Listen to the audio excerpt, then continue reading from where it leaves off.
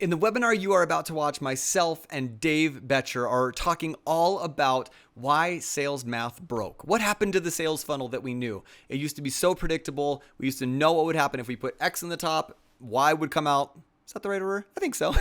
Would come out the bottom. But we wanted to talk through, define what we're feeling, put some words to that, and then give you some high level ideas of what you can start to do moving forward. Take a look. I think you'll really enjoy it. Well, good morning, everybody. Happy Wednesday, January 20. I can't believe it's 2026. We're in the new year.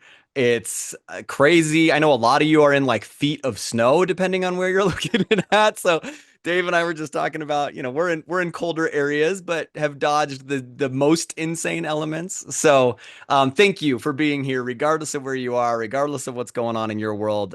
Really appreciate that you're here, and we're excited to have you back for our first official webinar of 2026. So I'm going to give it a minute or two. You can see we actually started a minute early because I was like, why not? Let's get everybody in here. Let's get going. We got a lot of information to cover today. But those of you who are familiar, who have been with BombBomb for a long time, the whole point of this is that we want conversation. We want you to feel like you're a part of this. So we're starting kind of a new series of webinars here at BombBomb called The Conversation Continues. And the idea is we're going to take our monthly theme and just ruminate, have some live actual talk about that. So with that, we want you to be a part of it. So let's go through a couple of the housekeeping things here. First and foremost, chat. How can you guys kind of talk and communicate with us? I think most people are fairly familiar with Zoom at this point, but at the bottom there, you should see a chat option. So you can go ahead and pop that open and start throwing in where you're joining us from. I always like seeing kind of where people are at, where you're located. We usually get people from kind of all over the world. So we've already got Linda up in Michigan. Oh, we've got some Canadians, Dave. We've got some Oh, fellow Canadians to right to my communicate with you heart. today. Yeah. That's so good to see. Welcome, all you Canadians. Yes, we're so excited you're all here. We love it. So, the chat is wonderful for if you want to talk to kind of the entire community. We get a couple hundred people on these webinars, and there's a lot of really good value, a lot of good information. Please throw stuff out there. You'll be shocked what other people will say, what questions they'll answer, things that they've had that work. So, I will do my best to keep my eyes on the chat. But as you can see here, when people start going, it gets cruising pretty quick. So I don't want to miss something that's important. That's what the Q&A would be for. So if you've got a specific question that you're like, man, I know I'm not the only person that has this. I would really love to hear Kevin or Dave's opinion on this. Throw it in Q&A. I cannot guarantee we will get to every Q&A question, but we will do our best. I always try to leave some time at the end to make sure we're answering those if we don't cover it in the actual conversation itself. So please use those things. Let's talk through this. Let's communicate. Again, I want this to be a really, really valuable piece for you guys as we continue to work this stuff. So I think I just realized that I didn't even have our cameras up. I think you guys were staring at the slide deck that whole time. So I apologize. Now you can put some faces to the name. We're trying a new Zoom thing. So you might see a few hiccups, but we'll work through it. The only other housekeeping things, and then I want to get into this because I always hate joining a webinar where they sit and talk about themselves for the first 20 minutes. So we're going to get in as quick as we can. If you've never been here, thank you for joining. We're really, really excited. My name's Kevin Andrews. I work here at BombBomb. I've worked on sales, on CS. I'm now on the product team. I've kind of been all over the place for 9.5 years. And I just looked at my account yesterday. I have just shy of 10,500 videos in my account. So I say that to let you know, like, I'm speaking out of experience. I'm doing this thing right along with you. So just know that kind of context is there. So I'm the one that you'll see kind of month to month. The other person that I am so excited to introduce is somebody that even if you've been here before, you may not recognize as much because we have the wonderful Dave Betcher joining us, who is not a bomb bomber, but has loved BombBomb and has been a really good friend of BombBomb for a long time. So Dave, welcome. Thank you for being here. Well, such a pleasure to be here, and so awesome to see so many people on the webinar today. I'm actually really not shocked, but I'm with everything going on and just being able to take the time to sit in here and hang out with us for an hour is just remarkable, Kevin. So really, really thrilled to be here with you guys. Well, good. Well, we couldn't be more thrilled to have you here. So thank you for joining us. I do want to give you a minute just to kind of introduce yourself, let people know who you are. And I apologize if you use squeaks. I've got my puppy down here who's chewing on a squeaky toy, so I might have to take that away from him. But Dave, why don't you just real quickly here give us kind of a 60-second intro on kind of who you are, your expertise, where you've come from in the industry, and kind of what you're bringing to the conversation today.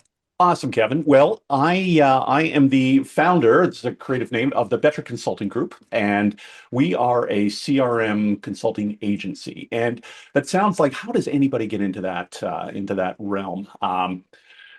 20 years ago, my brother and I, we up in Vancouver, Canada, we started a CRM platform called Lasso, and it was specific to the home building vertical, the new home building vertical. And in 2018, we were fortunate enough to have an exit. And since 2020, I've been really consumed with helping new home builders of all sizes work with their CRM, their sales agents, just making sure that everything from the sales, the marketing, the engagement, all kind of works seamlessly together. And I think a lot of times in the CRM space, where people tend to fall down, it's not so much on the marketing side, but it's really the engagement fire for the salespeople. And that's where we spend a lot of our time, is just making sure that salespeople get full advantage of their CRM to make the experience for the salesperson amazing, but most importantly, make the experience for our customers exceptional. And that's really what we're here to do at the Better Consulting Group.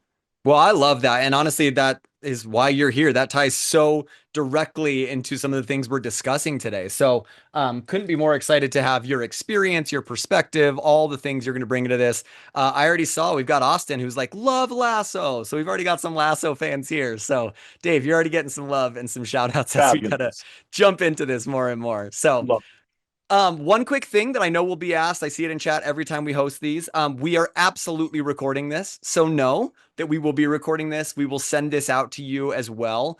Give us a day or two, usually to kind of throw that together, but we will send you a follow-up email with the recording, with the slide deck. You're going to see we've actually got a really fun kind of little gift for you. We're going to include in that. So just know if you miss anything, have to leave early. If we breeze through something quicker and you want to review it, we will send that. And we always upload our webinars on YouTube. So go to our YouTube channel as well as our website. So just keep that in mind. We'll absolutely record this so you can get the most value out of it. So one other quick thing, as I know we're sharing the slide deck now, sometimes when we do these webinars, we dive really technically into how do you do certain things in BombBomb? How do you really dive into the app itself and win with the app itself?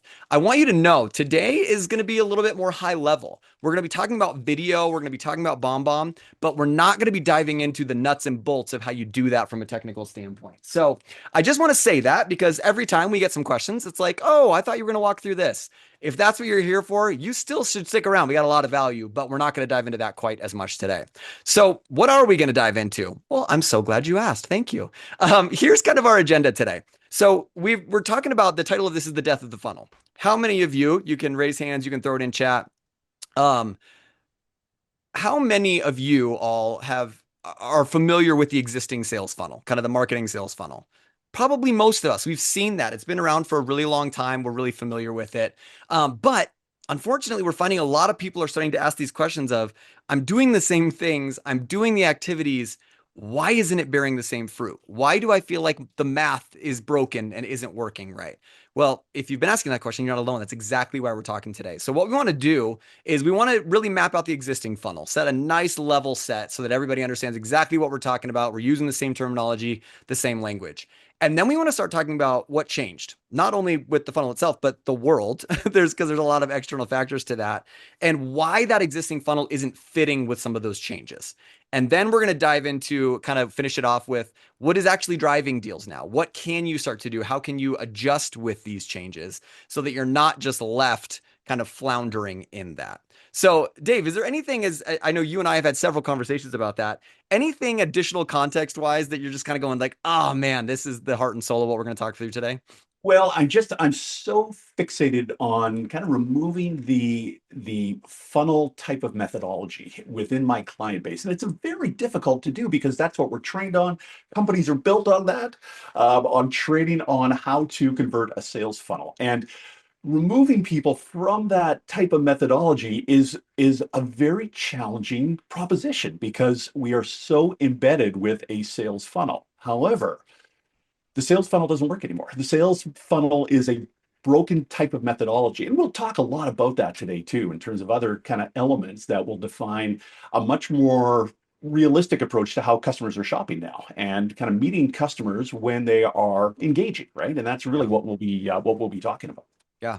So let's jump into it. Let's just get going with this because I think everybody's a little anxious 8 minutes in to go, where are we headed? All right, so let's talk the existing funnel and kind of map this out so that everybody can see what we're talking about, what's going on. So here is high level, right? We know what a funnel looks like, so the shape is pretty familiar. But I do think there's some additional elements that are good to understand and map out, and we can kind of show some of these in the next one as well. But the idea that I want you guys to sort of understand is really that awareness, consideration, conversion, purchase. That seems pretty straightforward. We're trying to build awareness at the top. We're dumping all this stuff in the top, and then we're slowly working them deeper in the line until they are ready to purchase. Now, one of the things I think that's really interesting looking at this as well is knowing the roles of different departments within this process. So, very stereotypically for the last, man, I don't even know how many of years. Dave, if you have context as to when the funnel started becoming a thing, I don't even know. But as long as I've ever been in business, Well, the Red Sea parted and the funnel was created. there we That's go. about the same time frame. And Kevin, one other consideration, which we'll talk a lot more about today, but right at the very top of our awareness layer, there is another layer, and it is all of this anonymous engagement that we're having. So Mm, far before anybody actually hits our funnel, there is all of this anonymous engagement. And by capturing that engagement, what people do before they actually provide us with their information, or they register, or they go to our website and fill out a form, sure. we can understand so much more about a customer when they're at that awareness level. So not everybody, by the time they hit our funnel, is in the same awareness. Consider it so they're Yeah. not in.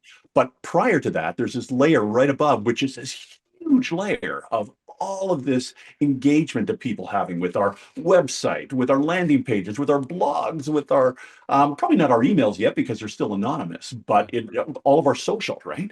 So all of this engagement that people are having with us that we don't necessarily track or understand until they actually hit that awareness. And even when they hit that awareness, unless we've got the right tools and the right kind of thought process, it's really difficult to define who's a better opportunity today than who is exactly the same. And that's really kind of where we're starting to identify um, a different type of philosophy when it comes to this kind of funnel management. Because as this sits, everybody enters the funnel at the exact same level, and that is Mm. not the case anymore.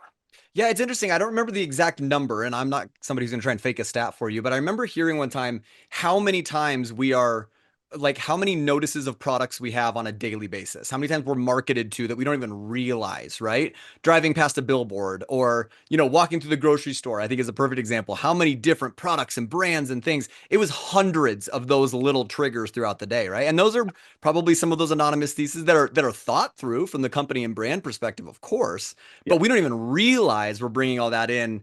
It's just kind of that what was the word you used, David? Kind of the pre-awareness section of we're taking a lot of that stuff in before we're even aware we're taking it in, right? 100%. Yeah. Yeah. So one other thing when you're thinking internally from a business, and I am not somebody that ever wants to throw, I was joking with Dave about this before. I hate when I go to a webinar and people just throw acronyms and terms out and expect us all to know what they're talking about. So I will show this and then we can kind of define it. But a lot of sales organizations will define the funnel internally a little bit different, right? So the clients working through that awareness funnel that we just showed you, internally, we're going, were they an MQL, a marketing qualified lead? Right? To Dave's point, not all leads are equal. So sometimes you've got the kid who's going to college and he happened to stumble across your website and signs up for a free trial of something or finds whatever. Cool. That's one element. Then we've got the person who really needs your product, sought it out, and signs up for a free trial. So, how do we define that? That first level is kind of the marketing qualified. We feel like, yeah, they were qualified for us. They could be a buyer. Then the sales qualified is that next level. That SQL is a sales qualified lead. The amount of conversations I've heard between marketing and sales arguing between numbers, right? Of we brought you so many leads, and sales is like, but they were all terrible. so, so you'll see that when you're in a large organization. But this is kind of how sales goes. Yeah, they were a legit lead that we had an opportunity to actually sell. We will define that.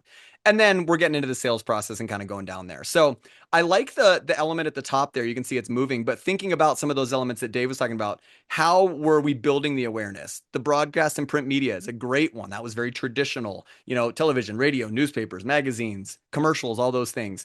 But now, then we were also doing direct mailing, telemarketing, trade shows. Those were all kind of very standard things with how to build the awareness and get people into that funnel. The problem is Now, what we're seeing is that it doesn't directly go that way. So the funnel made a lot of sense when information was a little bit more controlled, when we were able to put our product places, when we were able to put the ads up, when we were able to write the copy, when buyers were moving a little bit more predictably, a little bit more linearly in the process. And it was really interesting too, that last bullet point, when engagement happened mostly on calls, when we were providing most of that information. That's, I think, really where we're going to jump into with the breaking point of what changed. Not, these things may not feel true. I mean, throw in chat for you with your industry. I think this is true with a lot of different industries. I know we have a lot of people in the real estate world that jump in here, whether you're in home building or the mortgage world, or you're a realtor, whatever it may be. Think about how much that has changed in the last 10, 15 years. Zillow, right? The infamous evil Zillow. All of a sudden, people are coming to us going, I want to look at this house. Not, hey, what houses are out there? They have access to a lot more information, which is now they're coming to us. We're not controlling that information nearly as much as we used to. Dave, what kind of context do you have to add into this as we sort of jump into the what's changed as far as why that funnel shifted, why that's not working with buyers' behavior as much anymore? Well, like your first point there, we controlled the narrative before. So we entered people into the funnel when it was when it was our prerogative, so to speak. And that's just not the way that customers are shopping anymore. And due to the fact that they have all of this information available to them. And when people do engage, that's really the time to understand the MQL, SQL type of methodology. And just to that point, Kevin, when we start to talk about MQLs, SQLs, and I'm not a big acronym guy either, by the way. All But right. but that being said, when we start to talk about that, there's kind of two different mechanisms that I really like to kind of understand what makes an MQL compared to an SQL. And one of them is engagement. And the first one is really to understand, how do people engage with us? What channels do they engage with us on? Where do they you know, do they go to our website? Do they open up our emails? Do they engage with our BombBomb videos? That really tracks engagement. However, just because I'm an engaged prospect doesn't mean I'm a qualified lead. It just means that I really like your content in many cases. So the other element that I really like to utilize to kind of define we've got a highly engaged lead is what we call a fit, right? So it's really those types of pre-qualification questions that after we engage with a customer, that we really start to understand their needs, their desires, their timeframes, their budgets, all of those kinds of things. So as we start to look at our funnel down the bottom, this is kind of the traditional way of doing this, is we take kind of the approach where we've got a really highly engaged prospect that fits our buyer profile. And that is really where our ideal customer lives, right? And having that mechanism to understand both of those elements, highly engaged digitally, but then on the fit side, do they fit what we are effectively selling them? Mm, And unless we have both of those together, it's very difficult to track a qualified lead. It really is. yeah. So, along with all of this automation that we're going to be talking about here in a couple of minutes, just the ability to actually talk with our customers, to ask those really key qualification questions, and then that's really where, in many cases, salespeople will focus the majority of their time and efforts on those really qualified leads, those SQLs, which fit both the engagement as well as the fit Mhm. criteria.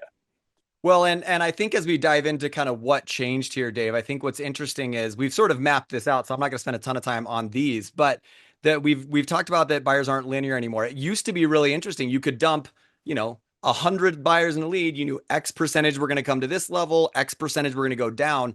So when we're talking about sales math, that's kind of what we're talking to. Is there was really straight up expectations and understanding of what was going to happen down that. As soon as buyer behavior started to change, that's when those numbers started getting wonky, right? They weren't moving linearly. They weren't hitting this stage and then going just down that funnel. All of a sudden, they're jumping around a little bit more. Engagement was happening between our interactions. So that made it hard for us to control that narrative. Also, I think this third bullet point's really, really good of all of a sudden we weren't hearing from people. Well, traditionally, if you're in a sales atmosphere, if you weren't hearing back, you were like, shoot, they're gone. I've lost that opportunity. I don't know what's happening. Now, to your point, Dave, with engagement that we'll get into as we keep talking through this, that changes that process. But if you're just looking at this funnel, you go, cool, they were here, now they're gone, they're ghosted. What do I do? How do I re engage them? How do I get them back into this spot? And I think as we look through this, many of you are probably going to go, oh, yeah, that totally makes sense. What is the biggest change for this? It's all of these. It's all of these elements. It's this ability for our buyers, our people to go out and find their own information. And on this slide, I do want to take a second and I want you to all kind of take off your salesperson hat, your business hat, and put on your buying hat. Put on when you are actually looking for a product or a service. What are your behaviors? Because I think it's really interesting. I talk about this when it comes to deliverability and with spam filters and all that stuff from an email perspective. We get so annoyed from a business perspective that why aren't my emails getting where they're supposed to go? Why are they getting blocked? Then when we're on the buyer perspective, we're like, why is all this junk coming to me? Why isn't this getting blocked out? And so I think it's good to know that we all wear both sides of this. We all sit on both sides of this equation. And when you start to think, how do I engage with a product? How do I start to find interest? Well, one, I mean, I think so many of us find out about products on social media. I watch my wife scroll through her reel and look through things, and we've bought all sorts of different things because she saw something on social media. She built that awareness directly there. She never worked with the company directly themselves. Maybe went to their site to actually buy the product, but that was it. She never talked to a person at that company. That's changed everything. I think it's also interesting to think about LinkedIn, Facebook groups, all these different things. People started going to their network of people to ask, where did you find this? What do you like for this? What solutions have you found here? And it left companies in this spot where they're going, shoot, how do we control this? How do we be a part of these conversations that we're no longer in? And it's really put salespeople in a really tough spot because now they're going, shoot, I want to build awareness. I want to give information. I want to give value, but I'm not even on the phone with them yet before they're making decisions that I'm out of control of. So, Dave, I know you've worked with lots of salespeople, lots of companies, lots of home builders specifically. I mean, how have you seen that kind of that pain or that struggle show up with the teams you're working with? Well, I guess traditionally, Kevin, if you start to look at, you talked a little bit about if people go dark or if they go quiet, we automatically feel, and this is probably as a salesperson, it's probably our own ego. Oh, they're not interested anymore, right? So, Yeah. so we start to think of, the only people who we really are interested in are the ones who have deemed themselves worthy because they have responded back to me, right? Mm. Okay, now I'll give you my attention. I will give you my response time. I'll send you an email or I'll pick up the phone and call you. But silence does not equal disinterest. All silence means is that people are in different stages of their buying cycle. And it's really important for us to identify that. And because somebody is silent in their response does not mean that they are silent in their activity with Mm. either me or the company that I'm working with. Yeah. All of these different social profiles, I mean, it just gives us so much of an opportunity to post amazing content and have people engage with that content.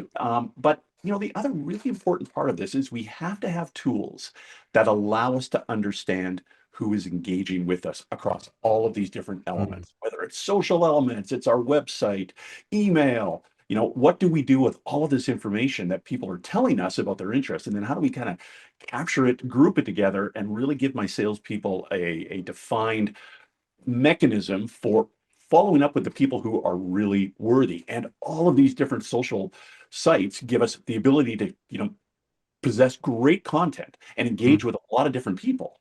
But unless we've got the ability to understand who these people are, it doesn't do us a lot of good. Yeah. So really having that capability of engagement and understanding who is engaging with us. Sure. And I think that's so important because I think that's kind of the problem, naming the problem of what we've been trying to fix. I think what we're starting to see now is that what's being asked of salespeople is now they need to be able to run their own personalized relationship driven campaigns, right? Yeah. We Yeah. can't rely on marketing to do all that and build that awareness for us. We need to take control of that and hold that out. However, the problem is I'm trying to close deals. I've got a quota. I've got numbers at the end of the month or quarter or year or whatever that may be. So now I didn't get into sales to become a marketing. I'm not a marketing expert, right? Any of you who are kind of your own entrepreneurs, kind of that solopreneur running your own business, know you have to wear a lot of hats at once. I think for a long time, a lot of salespeople jumped into sales roles going, cool, I'm going to jump in. I'm going to focus on closing deals. That's my job. Well, Bring now on they're the sitting there leads, right? going, More leads, more leads, more yeah, leads. And yeah. give me 100 leads. I'll set appointments for 10 of those, and I'll close 2 deals. bring them on, but I need 100 leads every single time. Yeah. Well, and think about any of you who are in a sales seat, whatever facet. When you go to sales training, when you're being trained, what are you being trained on? Call methodology, sales topics. Like you're trained on those calls, how to be as effective as possible. You're Yeah, not trained how to go find leads. yeah, That's not been the discussion. So your ability to be a demand gen expert is just not there. It's no, hard. Dave was talking about how there's so much opportunity in social media to be that, to put the information out, to start really interesting conversations. But if I don't know how to do it and I can't scale that and get it in front of the right people, it doesn't work. So no. now all we're doing is measuring activities, which so many sales orgs do. And I'm not judging that. We have to measure kind of day to day stuff because it's not always closing, closing, closing, closing, closing. But man, you can get so lost in the activities of, well, I sent 100 emails today. So I guess I did my job. I guess I'm doing well. Yeah. Well, are we, right? What kind of engagement are we getting? And we'll get kind of deeper into the engagement as well, which is interesting. What I do want to start to talk about a little bit is we've dissected what the funnel was, what changed. What's interesting to start to think about is how did we adjust to these changes before we've kind of named or known this? I know for me, this conversation was really, really great.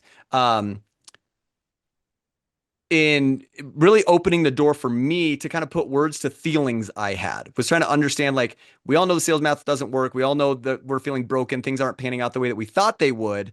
But what do we do next? Well, the initial answer that we saw so many salespeople and so many organizations go to is, well, shoot, we're not getting the exact return at the bottom. We need to dump more in the top. We need to put more content in, more content, more content, more content. That will give us more opportunities to get more people in that will give us that same return. The problem is, you can see here looking at some of this data, when we poured more into the funnel, it made more people behave less. That's not a very good sentence, but it made people kind of go, I don't know if I want this, right? 70 to 90% of emails are completely ignored that are sent right now. Look at that left orange box right there. 376.4 billion cold emails were sent every single day in 2025. I almost get nervous to share that because it feels fake. It's just such a massive number. But I think all of us, again, with our buyer hat on, can sit there and go, man, yeah, I wake up, I look at my emails, I delete 80% of them without even opening them or thinking about it.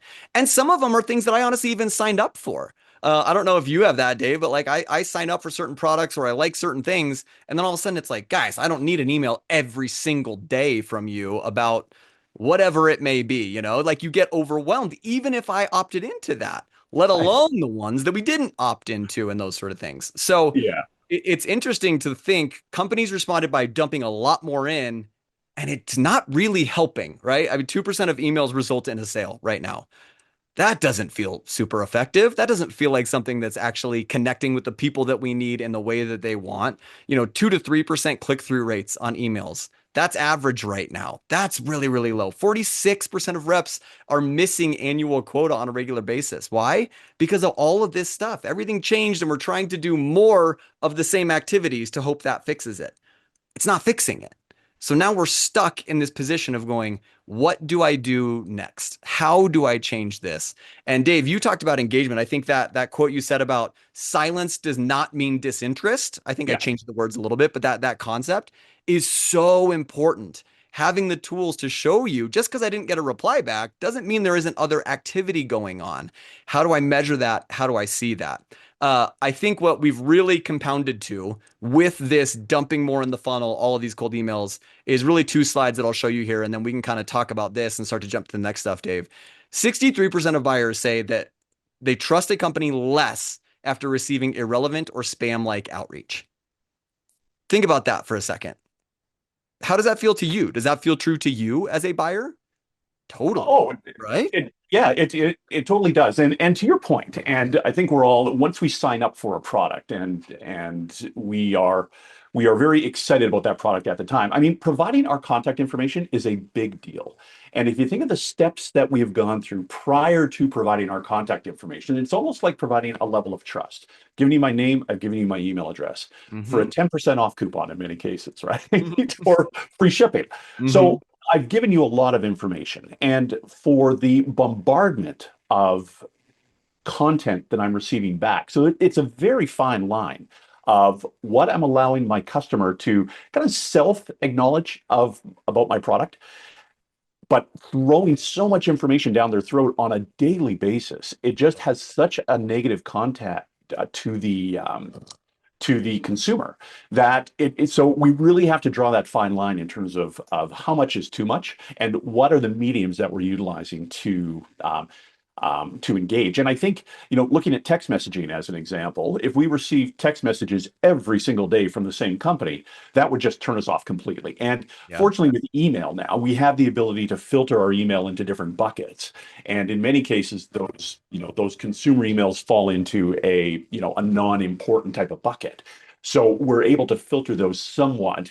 So in our inbox, we're really kind of only looking at email that is important. But that email that is important is really the key element that we want to focus on, and not so much of the mass emails, the batch and blast type of emails that we all receive. It's about understanding who is an actual customer of mine and who is not. And Kevin, you had a slide before, and it's about the salesperson task, and it's about Mm. follow up, and how we're tasked with follow ups, and making our 15 phone calls a day, and I think that's all very important still. I think having personal engagement is critical, but it isn't the follow up that is critical anymore. It's the follow along, right? And to Mm. understand, so kind of changing the verbiage just a little bit in our mindset, that it isn't follow up anymore. And hey, it's been 3 days since we talked last. I just wanted to see how things were going. Is there anything else I can do for you? That doesn't work anymore. It's really following along the customer journey. So the follow up, I like to think in my world, and this is really what I'm trying to position, is that follow up is no longer an important entity. It's follow along and understanding that customer journey. And I'm going to talk about BombBomb videos in just a second here as we kind of get into this, and what an important element that is. And that, yes, this is a BombBomb webinar, but that being said, having that personalized level of content is just so absolutely critical to, number one, track engagement, but to have that personal follow along and just have that level of personalization, which is so important Yeah. for making me feel important. I might send 1,000 emails. It's brand new to the customer that I'm sending it to. Yeah. What That's a such a great good point. line that Seth put into place here, by the way. Yeah, I love that. And I'm going to throw the Seth Godin quote up here as well for you all to see, because Seth Godin is a rock star. If you want to go follow somebody that just has really, really amazing content around sales and business, he's a great one to follow. But really, I think this hits exactly what you were saying, Dave, in some different terminology, right? People don't want to be marketed to, they want to be understood. When I heard you say people don't want to be don't follow up, follow along, immediately my brain goes from a follow-up feels like they're trying to move me along the process. They're trying to sell me. Following 100%. along feels like we're walking hand in hand. They're kind of partnering with me in this, right? And that's, to me, I think one of not to say that people didn't want that before, but another kind of concept that I don't have a slide about, but I'd be interested in your thoughts on this too, Dave, is the the scope of the world has changed so drastically in the last 20 years. It's not, oh my gosh, I'm going to buy yours because it's the only option anymore. No. Like, we all know we can go find BombBomb's a great example. When I started at BombBomb almost 10 years ago, we were one of the very few video options to get. So that was Yep. great. We were early in that bell curve. We were able to use that. Well, now there's 15 different video companies. There's 15 different tools you can buy from. And the internet allows people to go find them very, very easily. You cannot rely on that element anymore. And I think personally, again, Dave, I'd love your context. I think the difference to me is that trust. Am I going to buy into this product that I trust is not only going to support and do what I want it to do, but is going to help me be successful, is going to guide me through this process, is going to walk along us with that. That to me is the difference between I can just go get a free product that does it versus, I'm going to invest in something that's going to help me be successful. What are your thoughts on kind of that concept of just the competitive landscape is so different now? Yeah, and I'm going to disagree with you wholly, Kev. No, I'm not. Yeah, please do. Right? Because this exactly. So I'm not a persistent caller. I'm not a nuisance. I'm not an annoyance anymore. Right? I am a trusted advisor because I am holding your hand as we walk down this path together as a sales agent. And that is really the key differentiator when we have our mindset that I'm no longer I'm in a sales position, but I'm in an advisor role. And the fact that advisor role knows who I am, I knows where I sit within my process, and able to provide content that is relevant to me when I want it, key thing Mhm. there, and then be able to kind of guide them down the path myself. And that's really the key thing. So, no persistent callers anymore, or text messages, or mass emails so much anymore on a daily basis. And this is all consumer brands, homeowners included, Yeah. but really providing information that is relevant to the person in where they sit today. And Mm, that's the key element to this. yeah. And I think it's interesting too. I mean, we've been talking social media. I think the next iteration of this, of course, that we can't really ignore in these conversations is now the AI element of things, right? Oh, maybe I actually got really targeted, interesting information. Is this even real? The amount of times I scroll with my wife on, or I'll watch her scrolling on Instagram, and I'm like, oh, that video's so funny. She's like, yeah, it's fake. It's AI. And I'm like, wait, what? And I work for a video company. You think I should be able to see these things? But it's wild how that's taking. And we are going to be talking next month, and I'll show you this at the end. If you're interested in this conversation, we're going to be talking about avatars. We're going to be talking about some of those elements of video, of the different solutions people have brought forward to try to scale video, and how is that affecting people, when to use them, when not to use them, that intentionality. So I'll have that link at the end of this webinar for next month that we'll share. But I think, we'd be naive to not be discussing that. How do we continue to build the trust? Just because we throw video in doesn't mean it's building trust. Just because we do this doesn't do that. So it's hard when you've been, as a salesperson, being pitched, you got to get to the 8 to 12 touches. You got to get to the 8 to 12 touches. You've got to do your activities. You've got to stay up on this. And that's what you're measured by. It's Yeah. really hard to not fall into that. Well, I just got to send something. I got to get something out. I got to hit those. We actually wrote a book a handful of years ago at BombBomb here called Human Centered Communication. And it's a really interesting read. I'm not selling it to you by any means, but it's the idea. We actually interviewed 12 different salespeople and asked them their perspectives on a lot of these things. And how do we actually be human in that? If I were to summarize the book in one thing, in one little quick sentence, it's literally, am I thinking about the recipient of this message when I send it? Am I thinking about what they needed it as much as why I'm sending it? Am I sending it to check the box, or am I sending it because there's value, because there's purpose, because there's something beneficial for them? I love that mindset. And I think I'm interweaving that into a lot of this because it really fits with this idea of kind of connection with our communication. I don't think Dave or I, either of us, are sitting here going, don't send any more emails, don't reach out to people. That's not it at all. I do think what you said, Dave, that follow up versus following along mentality, that we don't want to be marketed to, we want to be talked to, we want to be understood.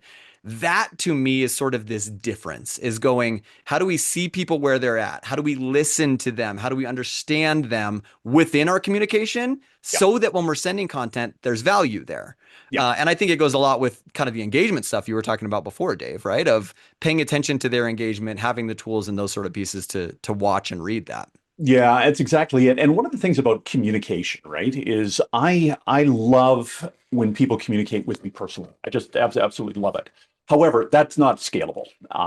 So I Sure. do need to send out mass email, right? And that's just part of what we do. And I think mass email, when it arrives in somebody's inbox, has a much different connotation than if I'm sending a personal email to a contact who I'm following along, who I'm not just throwing content down. That being said, when we talk about engagement, it's critical that in every communication that we have with a prospect, and I'm talking mostly email communication now, some text messaging, it's a little bit more difficult to do. Sure. Yeah. But with our email that we're sending out, that we always have the ability to know if somebody's engaging with it. And with that, there's usually the opportunity to put in a link back to our website. And in many cases, and as I'm talking with my customers who are traditionally in home builders, I see a lot of emails going out, which are just plain text emails with no opportunity for me to track if people are interested or not, because there's nowhere for them to click. A click equals engagement. And when we start to talk about open rates and click rates and the difference in understanding if people are not just receiving my email, but if they are engaging with it, and how that connotation for that customer is different if they get an email of mine and they actually take the time to take the next step and engage with that email by clicking on a link. So I never want to see email going out that is solely plain text. If it's an Outlook email, I can kind of get it. But I see a lot of mass emails still being sent out that is essentially one image that is just being sent out without any hyperlinking whatsoever. And I don't know what the expectation is for us to see any type of engagement or follow along if we don't give people the opportunity to do it when we're communicating. And it's such Mm. a wasted effort when we're doing that. So as we're communicating, critical that we have calls to action that take people somewhere so we can track what they do. And that's the key to this, right? Is just being able to track that level of engagement. And in many cases with email, it's by clicking on a link, it's by clicking on a video. And that video one is just so critical that we'll get into here in just a So second. yeah, I've kind of shared this slide as well. I kind of jumped ahead and we'll go back to the stuff we skipped Yeah. over a little bit, Dave. But you were already on Yeah. this topic, so let's talk about it. Yeah. Engagement, right? I think this is that following along element that you were talking about and a key part of this is having the tools that help you with that, that help you give you this context. Now, of course, BombBomb does track, I think, almost all of these things, depending on how you use it, right? There's caveats to that. But there's a lot of systems that do this, a lot of CRMs. I'm sure Lasso has components of this. I'm sure a lot of the, HubSpot CRM, Salesforce, the big ones have these things too. What I think is interesting is we talked about this earlier that silence does not mean disinterest. If we're just waiting for replies all the time, we don't know what happened. I was actually talking with our CEO, Connor, yesterday, and he was talking to me about how he sent a video to somebody 2 weeks ago and happened to be sitting at his desk yesterday and saw a notification that, oh, this person opened the video and watched my video. So he's like, I grabbed my phone, immediately shot a text out to this guy. And we went back and forth on a couple of texts, found out he's traveling through Chile or something like that. And we would talk in a week. If he hadn't known that at that moment this person was engaging with his video, he would never have reached out at that time. So this is kind of that difference of and I will say this too, something that's come up a lot, and I'm curious your perspective on this too, Dave. I've had a lot of people go, well, isn't the tracking stuff kind of creepy? Isn't that weird that we can see what people do? Aren't people going to be annoyed if that is there? I think it's so commonplace now, people are not shocked by it, right? And I usually like to just call it out as it is and just say, hey, I just noticed you watched my video. I saw that you were in there. Wanted to see if you had any questions about it. And I have never had somebody come back and say, "How dare you?" Know those kind of things. But I think those different levels of engagement. You were talking about hyperlinks. You were talking about clicks. You were talking about all of the different elements that we can put into an email will give us those different varying levels of engagement. So an open is way less engagement than an open, a click, a video play. That's showing us that this person engaged with that content, was interested in that content, was finding value in it, and wanted to keep giving us their time to interact with that. So that's how we start to use some of these things, not as just these vanity, like, great, I got a 2% click rate on my email. It's okay, cool. Let's look at who clicked and let's focus on those people and how do I follow along with those people? How do I stay in touch with them in that regard? Is that how you're finding that you're using? Like you said, mass emailing isn't going to go anywhere. It's not going to disappear. We want to No. be really intentional upfront with the value and content in those. Yeah. And then we want to provide them those opportunities to engage, like a video, like a link, some of those sort of things. But is that kind of some of the best practices you've been using, Dave, as far as how to kind of work with that follow along mentality? Yeah, 100%. And I think, even within our messaging as we're sending out emails, having strong calls to action is important. And again, this is a bomb webinar that we're on right now, but I am such a strong believer, not because I feel it's a good mechanism to differentiate myself, but I know based on the stats that I'm getting from all of these bomb emails that are being sent out in the home building world. And let me just kind of throw out some numbers, Kevin, if that's okay, if you don't mind me doing Please, that. And I yes. don't have a slide for it, and I'll just kind of throw these out. Um, on average, when online sales teams are sending out follow up emails, they're not follow along emails, they're follow up emails. They will go through first email. If there's no response, they'll send a second email out on day 3. They'll send another email out on day 7, 15, 30, 90, 120, 150. So it's very, very time defined, right? In terms of Mm-hmm. who's clicking on or these emails that are getting sent out. So taking that thought process, and if we insert a video email into our day 3 email and our day 15. So we've got plain text emails that are getting sent out, nice calls to action in those plain text emails.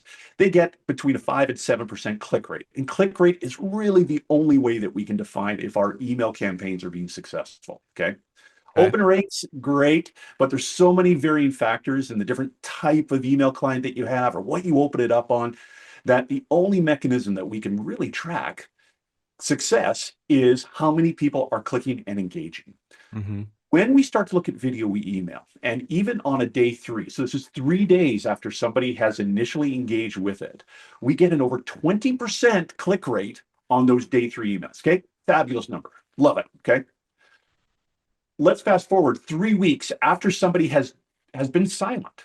Okay, 3 weeks later, they've never responded to one of these emails. If we send out another video email on day 21, 3 weeks after complete silence, we are still getting a 15% click rate on the videos that people are being sent.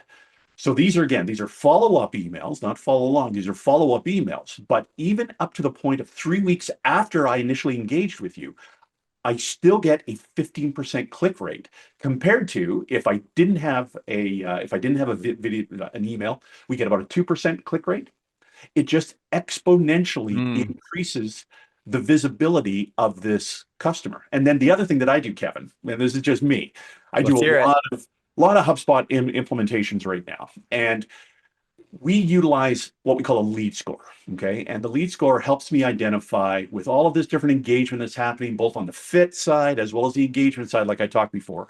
If somebody clicks on that BombBomb video link in the body of my email, I add another 5 points to their score Hmm. because it's such a key indicator of interest. And now I'm creating all of this scoring mechanism to help me understand in my world who is the best opportunity for me to sell to, because the BombBomb emails or video emails in general have such a high engagement rate, and because it's such a key indicator of interest, I can really define out of this whole universe of the contacts or the leads that I'm working with who is actually engaged today, and allows me to be a lot more personal in my intent. That shows me as a trusted advisor, not a salesperson blasting out emails. So much good stuff there. I mean, just so many right there. There's some really tactical things all of you can kind of take and start to work on. Now, I also don't want you to get lost in the shoot. I need a system that I can go build lead scoring right now, Yeah. right? Yep. That's not Good step point, Kevin. one. Yep. Dave has been Yep. doing this for a very long time, so he's gotten to that point. But I would highly recommend if you're looking for next steps, find a system that can notify you of this information, whatever that is, right? So BombBomb, for example, we have integrations that are built in and extensions that are built in with Outlook and Gmail. So if you set that up, not only can you record and send videos from your platform, from Outlook, from Gmail directly, but we also can show you, did they open the email? If you had a link in there, did they click on that? Did they play the video? I think a really valuable one that sometimes gets missed is the percentage of video watched. So how much of that video did they actually engage with? To your point, Dave, if they watch 2 seconds of a video, versus the entire minute and a half of the video, way different level of how I follow up and how I engage from that point on. So it's Yeah. information, it's knowledge, it's also timing. If you're getting real-time notifications on these things, like when I was talking about with Connor, our CEO, you know when to follow up. I always joke, like, you never want to call a mom who you're trying to sell to when she's in the middle of dinner with her kids. You are not going to get a response. However, if you can call her when she's opened your email and watching your video and she's looking at your face right now, oh my gosh, how much better of an opportunity do we have? So it just kind of ramps up. And I think I do want to pull this back up as we kind of keep talking through this because there have been some really great chats and texts and things that I think are good to talk about with this. What I think is so important about this is the difference between the white slide and the orange slide. And I apologize. Some people have said that the slides are a little fuzzy for them. So I apologize if they're blurry and hard to read. I'll make it as big as I can so you can see it as clear as possible. But the engagement itself isn't necessarily what we care about. It's more of what does that engagement tell us? And it's telling us their intent. It's telling us who's actually leaning in right now versus who's not, who's disengaged. When should we act? When should we wait on things? How do we, who do we keep reaching out to? Who cares about like what you're sending and the value and the content in that? I think there's some really interesting things, and I'll try and hit on these kind of quickly. There was a great question. Let me see if I can scroll up and see who sent it. I forget. They asked the question of, I thought BombBomb was a one-to-one tool. Can it be used for this? I will never sit here and say BombBomb is not a one-to-one tool. A one-to-one video will perform better than any other video you ever send. Why? Because it's hyper personalized. It's very focused on that person. The value is inevitable. You can also do really fun things with the animated preview and the pieces that show up in the email to direct it directly for that person, right? If I hold up a little note that says, "Hey, Dave," and Dave's got that in his email, Guess who's going to click play on that video? Dave will, right? So when you send it one to one, you've got a lot of opportunities and strategies you can use for that to be more effective and to have a deeper impact.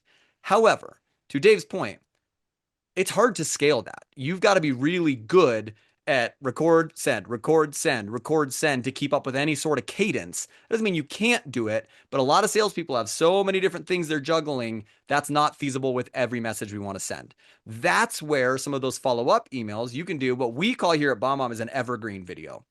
And the main difference in that is that we're still going to try to be as specific and segmented as we can.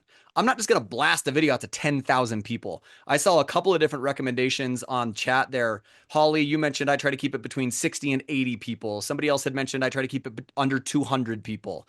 I don't know a rule of thumb, so I'm not going to act like I have an expert stay below this number. But what I think is interesting about that is the smaller the numbers you keep, the more segmented and the more focused we can build that value towards, right? So now instead of saying, "Hey Dave, it's Kevin here with BombBomb. I wanted to follow up about X, Y, and Z," an evergreen video would be more, "Hey, it is Kevin here with BombBomb. I know you submitted some interest and I wanted to follow up because I thought this would be really valuable for you."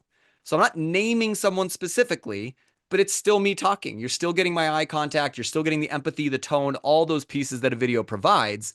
And I'm not trying to pretend and fake that this is one to one, but I'm just going to talk to you like I'm talking to a person. And then I can use that with multiple people that will apply to.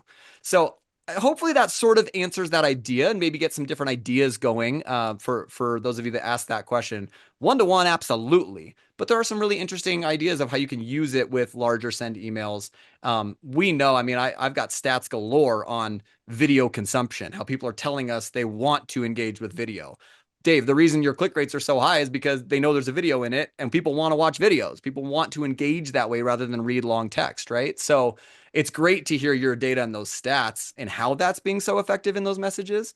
But we've still got to be intentional with the value. Why should they be watching this? Why is this helpful for them? Just throwing a video in isn't going to fix all of our sending problems, right? No, it isn't. And we also have to have, again, mechanism to understand who those people are. And in many cases, have the ability to communicate with those people on a one-to-one level. So Yeah. take the evergreen videos, which I absolutely love because you've got hand gestures, I've got hand gestures, we've got, our own personalities that we have, and it just differentiates us so much to the ocean of regular emails that we're getting from all of these different brands that we receive.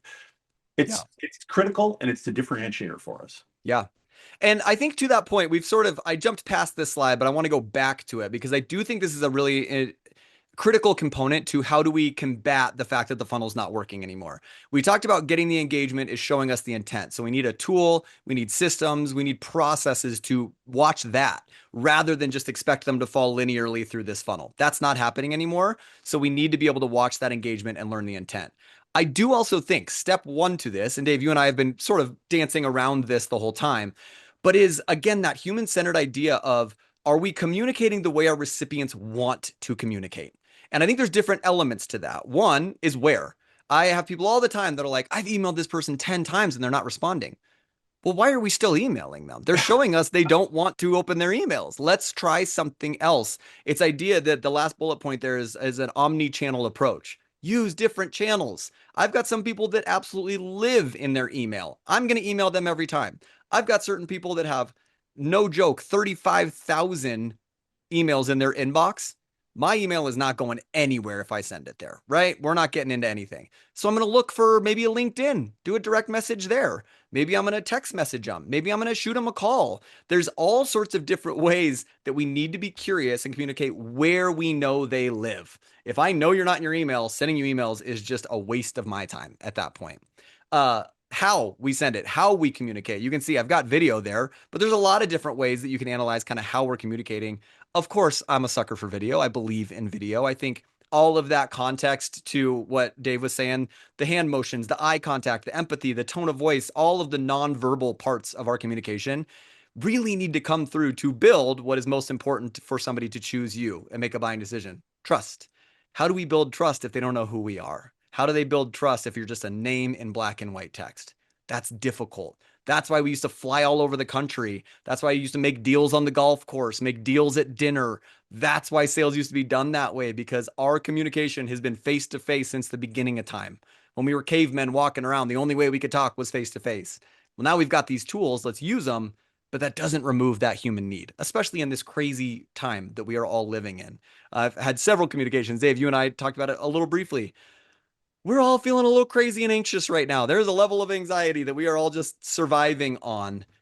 I personally think the answer to that is we need to connect more. We need more human interactions. Let's be that. Even if I'm not Dave's best friend, that doesn't mean we can't connect on things. Bring that in. And then the when and the what, right? Sending the times, what frequency we're sending. What is it? Are we sending quality or are we just sending more content? Why do they need this message? That human centered kind of motivation there. So, Dave, what do you have to add to that? I know I just kind of threw a lot out there, but Well, I see. It's interesting. You make such good points about sending people email and having it sit in an inbox unread. mm, And just because, again, people are not responding to us does not mean that they are not a valid yeah. opportunity for us. But it's really utilizing the other channels that you have there. And the call that you have third down on the where list, it has become so foreign to people, and Mm, uh, it's become such an opportunity for people that are good at it. And when I say you're good at it, meaning that it's thoughtful, you're not just phoning somebody with 90% opportunity to leave a message, because nobody's picking up their phone. However, if you take that additional step, so understanding engagement, understanding they're not opening your email, so sending them another email is not going to get a response. Understanding where people are going to be responding from. And again, scalability is a big component of this, but having the dedication to understand all of these different elements that we've been talking about today, that people are engaging with us all across the board, that there's all of these engagement signals that people are telling us, and it may not be that they're responding to an email or picking up the phone and calling us directly. So proactively, we have to be continually communicating in different mechanisms to make sure that our customers are seeing us as not just a pestering another sales agent, but really as a trusted advisor who is there for the best interest of the client, right? yep. To make that buying experience exceptional compared to everybody else who is just, blasting me emails. Yeah. And to your point, Kevin, when we started Lasso in 2002, there were no CRMs in the marketplace, none. Mm, HubSpot wasn't there, Salesforce wasn't there. People were using, Microsoft Access as their mm, databases. So there was nothing in place. So we were in a really good position to kind of start this idea. yeah.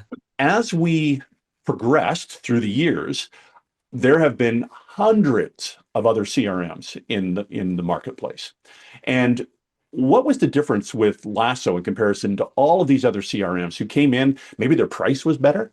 Um, can't think of much else. Maybe their functionality was a little bit different, but it was really the personal connection that people had with us Mm, as an organization, and we were yep. able to show that by doing a lot of personal interaction, but understanding who the customers were and where they sat in their buying journey. And that is such a key element to this entire Yeah. conversation today. Is we've got to get away from that traditional approach where we need 100 leads to make 10 appointments to make 2 sales. It doesn't work that way anymore. We have such a better opportunity if we just kind of change our mindset a little bit to Hmm. follow along and not just follow that traditional mechanism of a sales funnel. Yeah. And I think that's a great segue into kind of, I'll fly through these last few slides because we got a few minutes left here. But what do you start to do with this information? Now that we're sort of building a deeper understanding, what do we do next?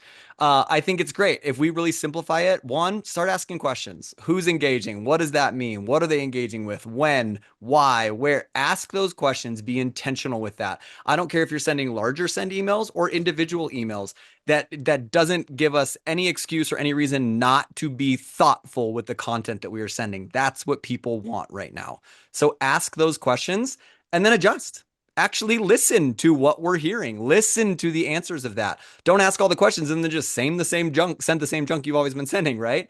Adjust. Don't just use activities as that success metric. Start to change how we're analyzing what we look at. I found this really interesting kind of sort of quote, but this study by Forrester, which is an amazing research institute, that are saying like buyers are more in control now. They get to control the information they absorb, the attention that they give, the timing that they want to move forward on things. I think what's important for all of us to remember from the other side is that doesn't mean we are completely out of the loop, right? You are in control of giving them the right information at the right time to so that they give us their attention, so that when they are ready, they've been given that value and that awareness to be able to move forward from there. So I'm going to throw a few takeaways up here. I think you'll be able to read through these and see these pretty quickly here, but just know that the buyers aren't moving linearly. That's what's broken the funnel more than the funnel was wrong. It wasn't. It's just we've changed buying behavior since that was created, as the 11th commandment, as Dave said when the Red Sea parted. But that doesn't mean we're helpless. That means we still can be really active. I think it's be intentional. Start communicating the way our consumers want to be here. Start giving them value that's actually valuable, not just to check the box and send content. And listen to what they're telling us. I think you'll be shocked at how far that will go. So I am going to throw a couple more takeaways just from you guys moving forward. We have this amazing quote unquote one pager. It's actually a couple pages long, but we're going to send this in the follow-up email, just kind of overviewing this, giving some more stats, giving some more content. We want to start giving you more actionable content that you can use moving forward. So this is an awesome thing that we've thrown together that you guys can have. It'll be a PDF included in the email. Download that, read through it, keep it so you can review it and start to kind of, when you're asking those questions, go, shoot, what do I do next? Where do I go from here? Well, this will be a great resource. So keep your eyes open for that follow-up email with the recording, the slide deck, and then that will be in there as well. And then I do want to throw this in there as well. If you love coming to these conversations, like I said, this is kind of a new video series of the conversation continues. Let's start having hard conversations. Let's dive into the difficult things, not to necessarily give you every answer, but to start to provoke and poke and start to ask some of these questions. Next month, we're diving into a really, really good one. And I know it's been a little fuzzy, so I apologize, but avatars versus humans, right? When scale meets soul, how do we scale video? How do we keep the soul? I promise you, I'll give you a little teaser now. This is not going to be a webinar that's avatars are the worst, never use them. We want to be intentional of what does this give us? What's the value here? How can it help us? What can we do with it? When's not the time to use these? When's the time to focus on the more human side of things? That's the balance that we're going to really dissect in that webinar. So I just shared that link. You can sign up for it right now, or of course, we'll be sending some follow-up emails there in a little bit as well. So with that being said, if you have to jump, we're right at 11 o'clock. So Dave, I don't mean to brag, but we kind of nailed it on the timing. So we nailed Look it at right at the us. hour. That's pretty Uh, impressive, Kevin. Yeah. I will Yeah. stick around for a few more minutes and peek at those questions. We only have a couple questions in the Q&A to see if we can answer some of those, if there's anything out there. But if you need to jump, thank you, thank you, thank you. We do not overlook here at BombBomb, and I know Dave feels the same way with you guys, that you came and trusted us to listen to us, and you gave us your time. I think that time is valuable. And so just know that we see you. That means a lot. Man, in this crazy time period that we're all living through, no, you are not alone. You've got humans that are here with you. I look at video as just a more human way to continue to connect, to listen to people, to understand people, to see people. So it's an honor to have you guys as part of the BombBomb family. We have an amazing community here. Thank you for showing up and kind of trusting us with that. So if you've got to jump, we'll see you next month. I'm peeking at the Q&A right now. So there's a couple questions. One was kind of the fear of people clicking on links in emails. Dave, I don't know if that's something you've seen as far as your research, but kind of that idea of like they're worried about viruses and hacking and some of those sort of things. What are your thoughts on that? I'd love to hear kind of your perspective on how do we continue to use these tools with that potentially growing fear. Okay, so this is one of my favorite topics. Uh-oh. I All see right. so many click here, click now, those types of calls to action, which I love. Again, we are trusted advisors now. We are not negative sales aids. We're not, so if we create that trusted advisor space, that does it for us anyways. However, we need to give people some level of, I guess, comfort that whatever they click on from me as a trusted advisor, that it is going to actually take them to where they want to be. So when you're having your calls to action in the links, instead of putting the link in, I always change to click here for, or so there's a descriptor.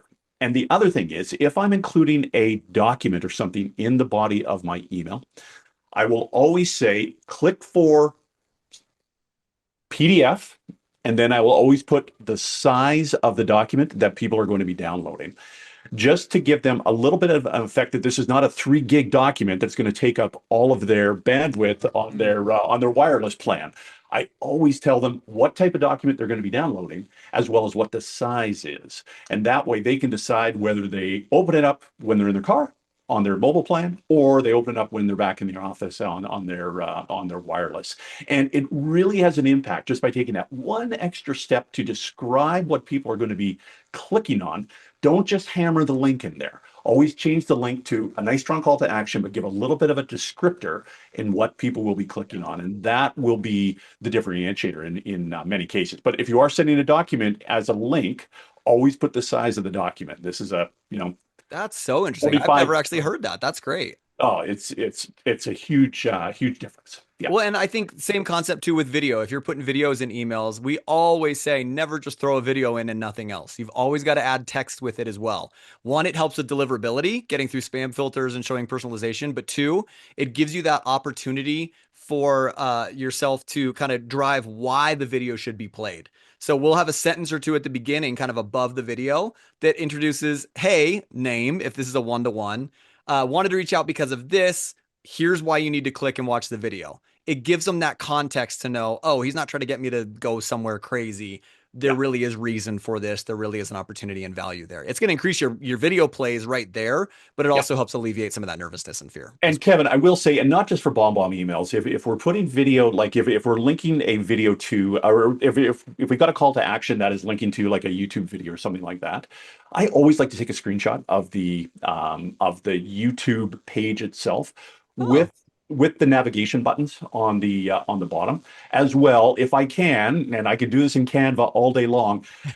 On the video itself, have a play arrow, right? So if we're sending an image that's linked to a YouTube page or whatever we're doing, always take a screenshot of the YouTube page itself, like of the video page, and then always just put an arrow on it. yeah. And it's just a natural reaction when people see that, okay, this is now going to play a video. Yeah. And it has that connotation rather than just a plain image, and I don't know what to do with it because you haven't given me any instructions on what to do. So sometimes that visual instruction of just that little arrow in the body of the video itself Sure. will give people the understanding that this is something that they should be clicking on to watch a video. Well, that's a great tip. And for those of you that actually use BombBomb or are interested in BombBomb, we automatically do that for you with Yeah, BombBomb videos as well. So yeah, when you copy and paste that into an Outlook or a Gmail email that you're sending out, we take the first few seconds and actually make an animated preview that's got the play button. It's got a little banner with how long the video is. Those are all cues to the person to let them know, oh, this is something that's worth my time. It's a video, it's playable. To your point, Dave, as soon as we built that animated preview, yeah. we saw this was years ago, but we saw I think it was like a 28% increase in video plays like overnight just with that piece. So giving people the expectations that they're not just clicking on some random link, that we've given them context, we're showing them visually what it is, that'll help kind of ensure a lot of that. And I So tell you, animated GIFs are the change of the world. They really are. I mean, it just has so much changed the look and feel. And if we can have some level of animation in the bot, even with the PowerPoint slides that you put on today, Kevin, the ones that had some animation had so much more interest from the consumer yeah, compared to a just a like a one-page visual without the totally. so I'm going to take my own advice on that one, by the way, There we because go. I All do a right. lot of presentations, and I find that the animation, whether it's a BombBomb video that's an animated GIF, or if it's a PowerPoint slide, even Yeah. just creating a little bit of a change on and seeing some action really draws the eye in and Yeah. allows me to have a much more kind of engaged experience with that communication piece, whatever it is, a slide or Yeah. an email, whatever the case. That's awesome. Well, hey, I know we're 7 minutes over, so we'll let you all get out of here. Thank you for sticking with us. Again, thank you for showing up. Thank you for trusting us. Hopefully, this gave you one or two little nuggets that you can start to be a little more intentional on how do we counteract. Hopefully, it put some words, some names, some definition to some things you've been feeling. And now we start to know a few steps moving forward about how we can start to counteract that and work the way that buyers are now, working through that non-linear funnel anymore. So, Dave, thank you so much for your expertise. For those of you that love Dave, throw your love in the chat. Also know we're going to keep working with Dave in the next few months here. He's going to be gone February, but then March, April, we've got some more awesome webinars coming up for him as well. So we are so excited that he's partnering with us in those. So you'll get to see his face more. Dave, I hope you have a wonderful month. Everyone out there, I hope you all have a wonderful month. If you need anything, please reach out to BombBomb. We're always here. Otherwise, keep your head up, keep taking that next right step forward. And we are excited and honored to be walking and following along with you as well. So have a great January, everybody. Thank you again. We'll talk to you soon.